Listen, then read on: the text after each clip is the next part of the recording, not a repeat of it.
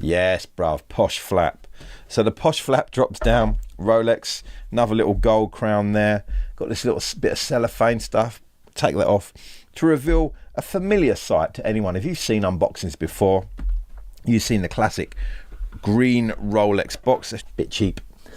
They're a bit cheap. I mean, I like them.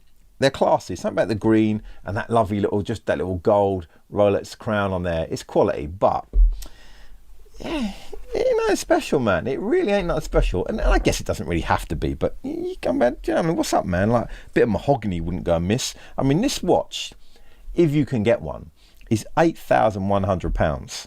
I think maybe they could splash out on a different box. I don't know about you, man. That's just how I feel. Anyway, here we are. The white dial, the Polar. This is the classic. This is the only Explorer 2 for me. Reference 226570, 42 mil in diameter. This is 12.5 thick.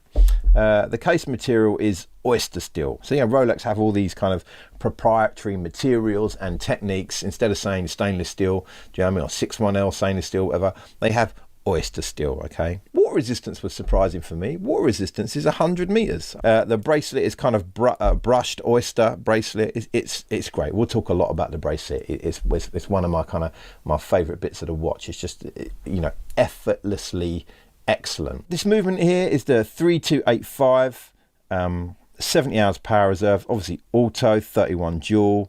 I think it's COSC certified. One thing I would say, and my initial kind of impressions, let me put this on and I'll talk about it while I'm doing it.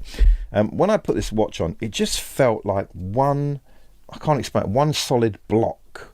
Even though obviously it's got a moving strap and different parts to it and the clasp, it just felt to me a very, very solid and well put together watch. And I actually had my friend's Rolex Daytona for a while. He's got a modified Daytona, and that felt the same. It just felt like a solid unit. There's obviously the rattle because there are moving parts, but it doesn't feel chintzy or cheap. It just feels solid. It feels really well bolted together. I can't quite explain it. I want to say it just feels like a serious bit of kit. Really does.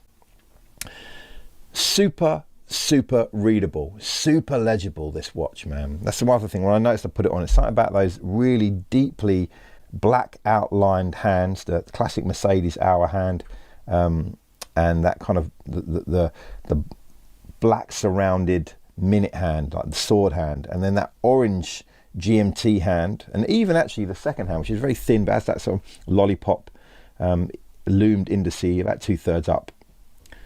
Set against that Polar dial, mate, just snaps.